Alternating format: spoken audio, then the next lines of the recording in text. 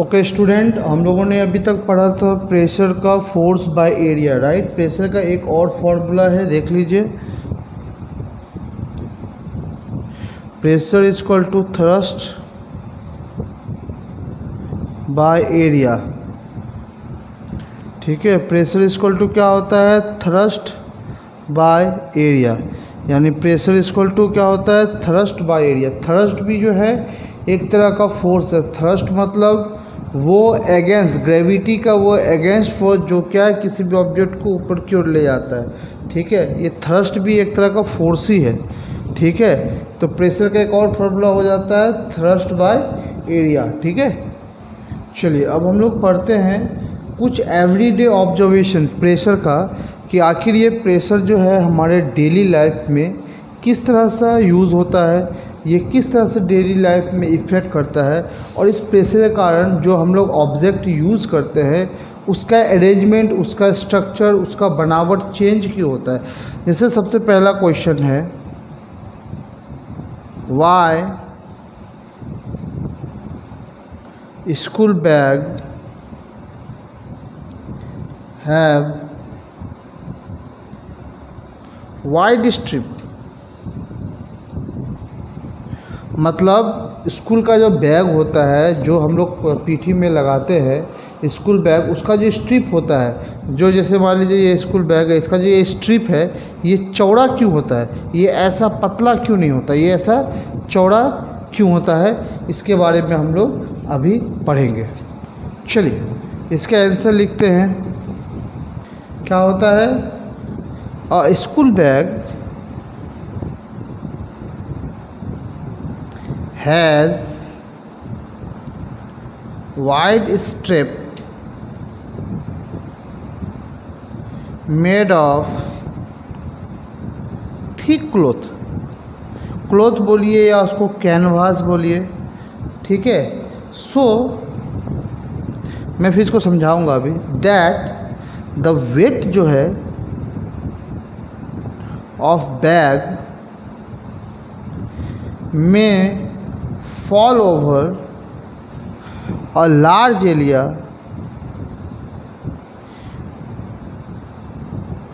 of the shoulder of the child,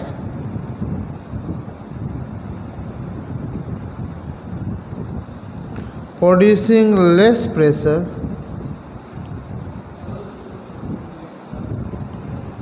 on the shoulder and due to less pressure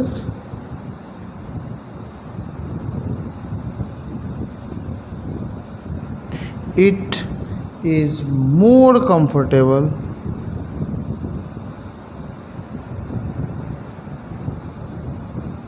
to carry heavy school bag, more comfortable to carry heavy school bag, more comfortable to carry heavy school bag, ठीक है। तो ये क्या हो जाता है, more comfortable होता है। कैसे, देखिए हम लोगों ने प्रेशर का जो फॉर्मूला पढ़ा है वो क्या पढ़ा है, pressure is equal to force by area, यानी प्रेशर जो है फोर्स के इन्वर्सली प्रोपोर्शनल है, यानी एरिया बड़ा होगा तो प्रेशर कम लगेगा, अगर एरिया कम होगा तो प्रेशर ज़्यादा, नहीं इन्वर्सली प्रोपोर्शनल, उल्टा है। अगर एरिया कम होगा तो प्रेशर ज़्यादा लगेगा, एरिया ज़्यादा होगा तो प्रेशर कम लगेगा।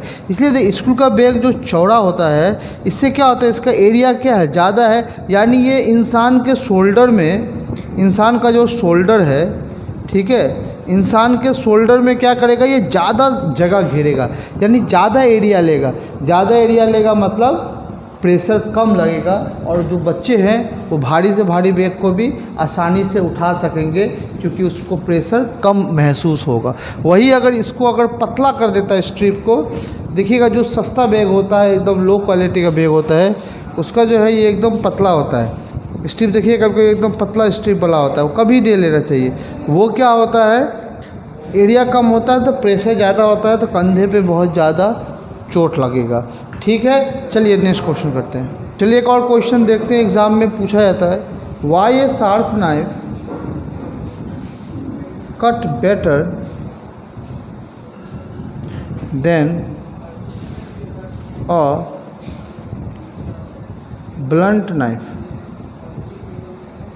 Why a sharp knife is cut better than a blunt knife? मतलब एक धारदार चाकू अच्छा क्यों होता है एक भोतरे चाकू से? भोतरा मतलब जिसका धार बहुत कम हो, जिसका धार ख़त्म हो गया हो, ठीक है, जो नाइफ तेज ना हो, उससे अच्छा तेज नाइफ क्यों काटता है? इसका कारण क्या है? चलिए लिखते हैं। चलिए इसका आंसर लिखते हैं, a sharp knife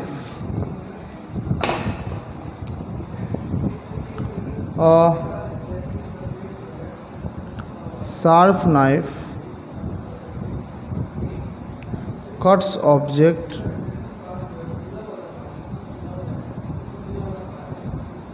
like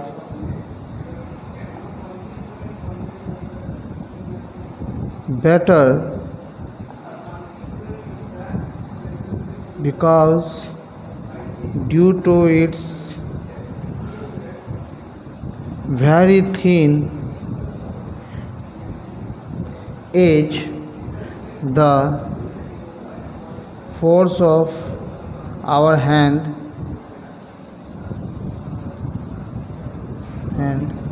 fall over a very small area of the object,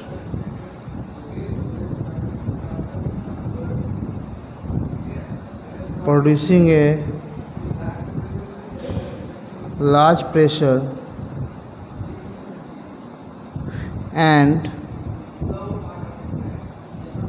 this large pressure cut the object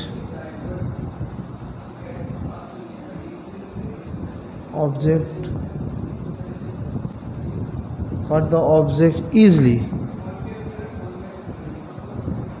On the other hand,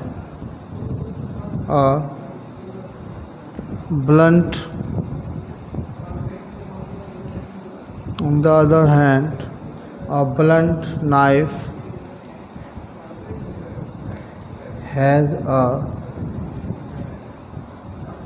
thicker edge.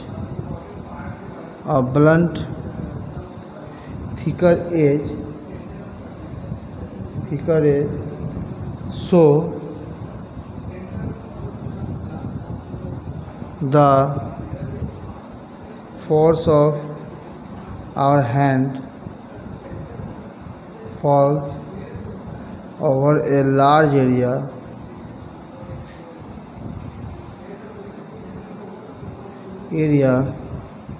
of the object and produce less pressure. समझे? अगर वो knife तेज है, धारदार है, ठीक है, उसका जो शार्प नाइफ है, तो क्या होगा, उसका एरिया कम होगा। तो बस एरिया कम होगा तो प्रेशर ज़्यादा लगेगा, तो क्या होगा, वो आसानी से किसी ऑब्जेक्ट को काट देगा। लेकिन अगर उसका नाइफ ब्लंट है, यानी वो धार नहीं है, तेज नहीं है, ठीक है, उसके धार ख़त्म हो गया, तेज ख़त्म हो गया, तो उसका एरिया क्या हो जाएगा, ज़्यादा हो जाएगा। तो क्या हो जाएगा, उस पर प्रेशर कम लगेगा। एरिया ज़्यादा होने से प्रेशर कम हो जाएगा, और प्रेशर कम हो जाने से क्या होगा, वो अच्छे से नहीं काट सकेगा। ठीक है, चलिए एक और समझते हैं हम लोग। ये सब जो मैं क्वेश्चन लिखा रहा हूँ अभी, ये सब एग्ज़ाम में पूछते हैं, ठीक है। और आप लोग अपना हाफ ईयरली का सिलेबस अभी तक नहीं बताए, सारे कोई बता दिया है। आप लोग को बोलना पड़ता है कि हाफ ईयरली का सिलेबस बताइए, कि हाफ ईयरली में क्या क्या आएगा, तब बताएंगे आप लोग। बाकी स्टूडेंट खुद बताए थे कि सर हमारा हाफ ईयरली में ये सब चैप्टर आ रहा है। आप लोगों ने अभी तक कुछ नहीं बताया, मतलब कोई चिंता ही नहीं है आप लोगों को। जल्दी से बताइए क्या सिलेबस आ रहा है आप लोगों का। देखिए यहाँ पे next question, why the tip of a needle is why the tip of a needle is sharp? Why are the tip of needle is sharp? ऐसा क्या कारण है जो नीडल का जो टिप होता है वो शार्प होता है? क्यों रखते हैं शार्प टिप? सिंपल बात है, एरिया कम होगा तो क्या हो जाएगा, क्लॉथ को वो क्या करेगा, अच्छा से स्टिफिंग कर सकेगा, पीस को क्लॉथ को बेग स्टिच कर सकेगा। जो नीडल होता है ऐसे होता है ना, ये बीच से ऐसे सुई जाता है, यहाँ से सुई ये धागा जाता है यहाँ से, ऐसे होता है ना। ये स्टिप शार्प क्यों होता है? एरिया कम होगा तो प्रेशर ज़्यादा होगा तो ये आसानी से क्लॉथ को स्टिच कर सकेगा। तो चलिए इसको आंसर के रूप में कैसे लिखेंगे, लिखिएगा the tip of a sewing needle is sharp so that due to its sharp tip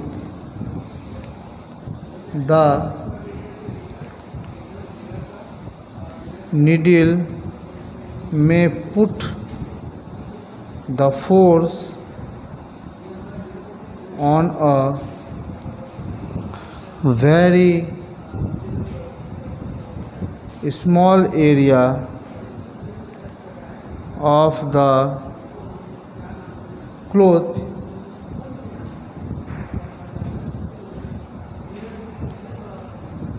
producing a large pressure sufficient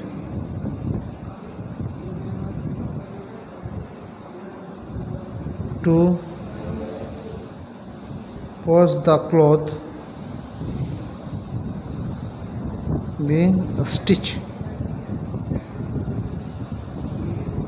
ठीक है, तो ये हो गया एक।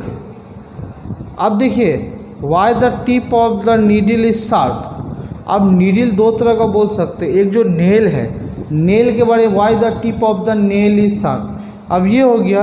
अब एक क्वेश्चन लिखते हैं कि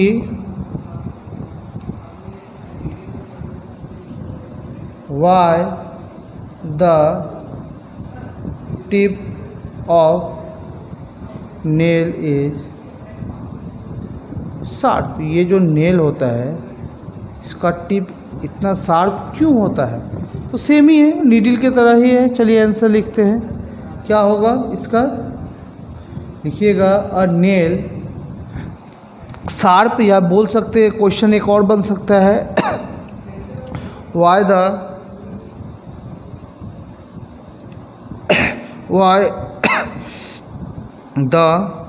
नेल टिप इज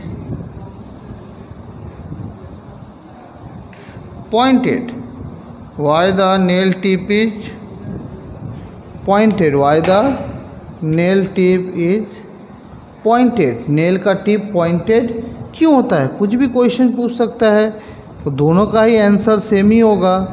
क्या होगा आंसर, क्या लिखेंगे, a nail has a pointed tip so that when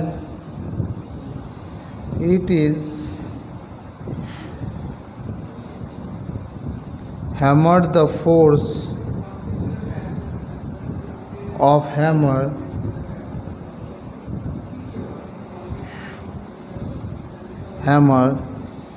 fall on a very small area, ठीक है, of would.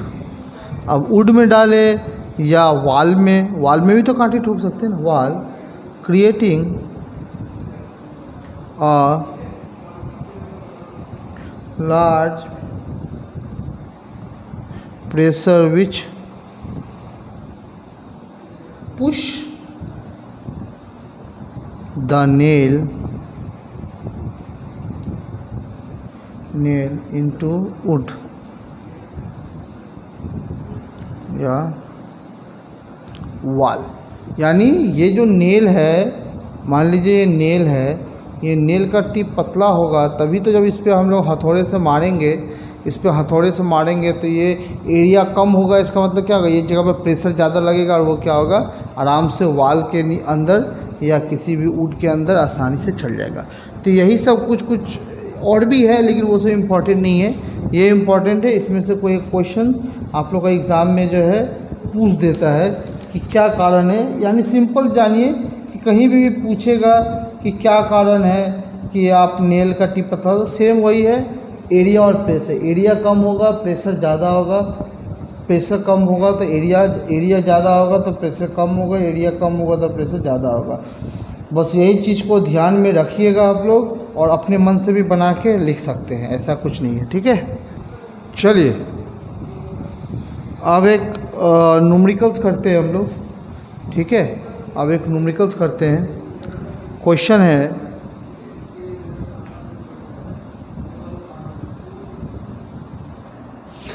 What force acting on an area of meter square will produce a pressure of 500 Pascal. What force acting on an area, acting on an area of 0.5 meter square will produce a pressure of 500 Pascal।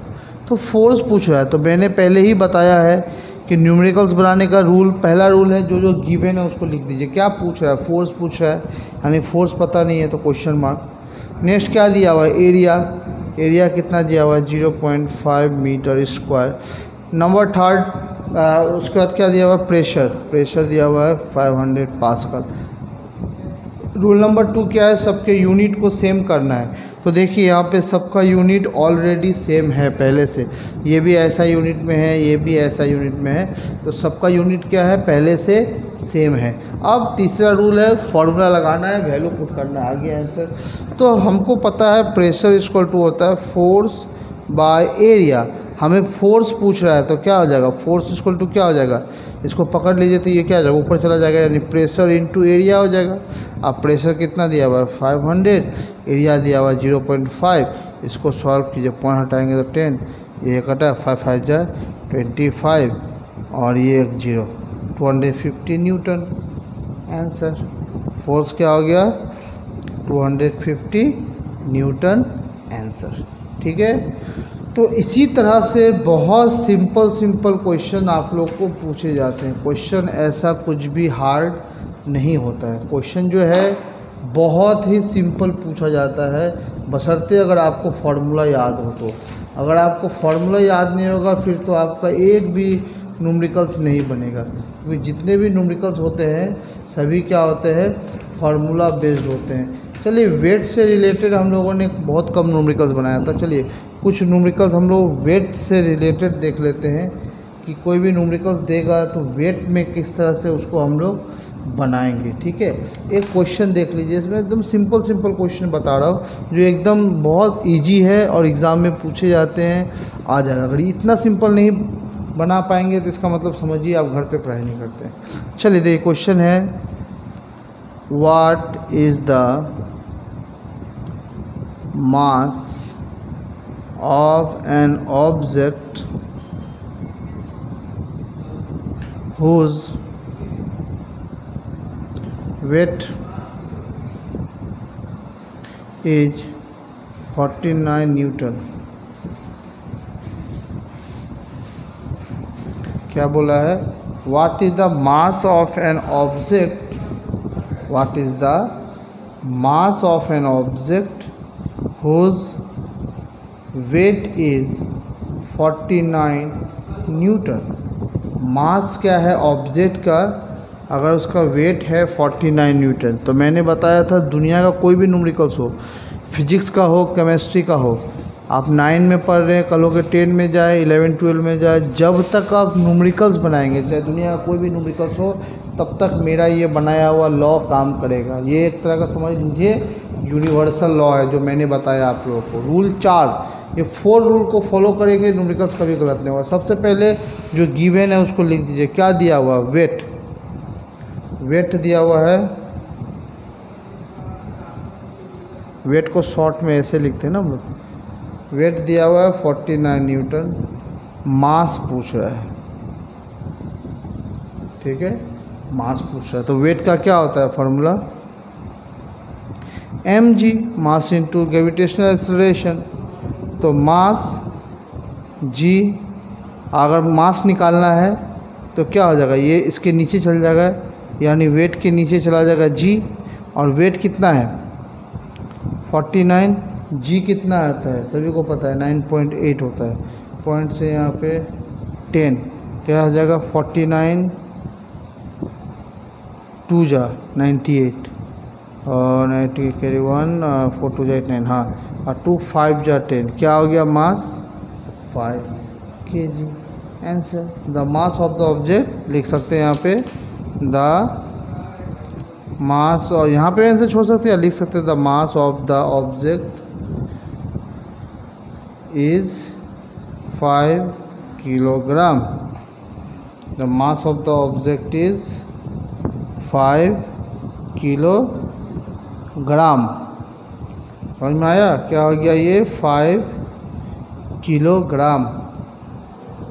तो देखिए इस तरह से numericals exam में पूछे जाएंगे, बहुत simple numericals पूछे जाते हैं एग्ज़ाम में, कुछ भी हार्ड नहीं होता है, ठीक है, बशर्ते कि आपको क्वेश्चन समझना पड़ेगा कि क्वेश्चन में बोलता क्या है, और जिस तरह से बोला जाएगा उस तरह से आप बनाते जाएंगे तो एक भी न्यूमेरिकल्स आपका नहीं छूटेगा, ठीक है। डिफरेंस बिटवीन, आप लोग का ये होमवर्क है, मैं एक होमवर्क दे रहा हूँ, आप लोग अपने नोट्स में लिख के मुझे ग्रुप में भेजेंगे। होमवर्क है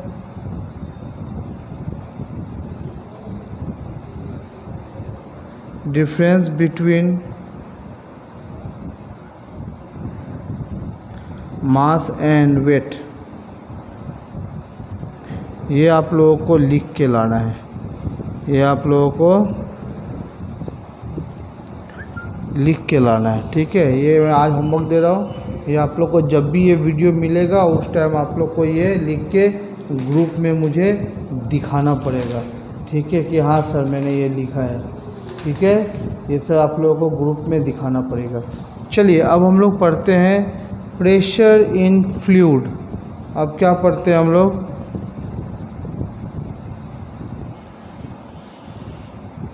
pressure in fluid,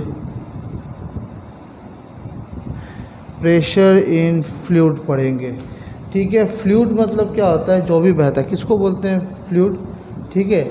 those substance which can flow easily are called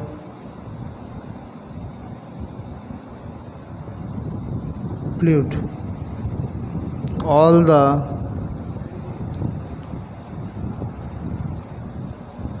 liquid and gases are fluid. Fluid मतलब क्या हो गया, जो भी चीज़ बह रहा है, बह सकता है, फ्लो कर सकता है, वो सभी फ्लूइड है। गैस भी क्या होता है, एक जगह से दूसरी जगह फ्लो करता है, इसलिए गैस भी फ्लूइड है। देखिए लिक्विड और फ्लूइड में अंतर है। लिक्विड मतलब हो गया वैसा एलिमेंट जो जितने भी एलिमेंट हो या जो भी कंपाउंड से वो बना है लिक्विड, वो क्या करे, फ्लो करे, ठीक है। और ओनली फ्लूइड मतलब होता है वो किसी भी एलिमेंट से बना हुआ, अगर वो वन प्लेस से टू प्लेस तो फ्लो कर सकता है, ठीक है, उसे हम लोग फ्लूइड बोलते हैं, चाहे वो गैस हो चाहे वो लिक्विड हो। गैस और लिक्विड दोनों ही क्या होता है, एक फ्लूइड है, क्योंकि दोनों ही क्या होता है, बहता है, ठीक है। इसके बारे में और लिख लीजिए एक पॉइंट, अ फ्लूइड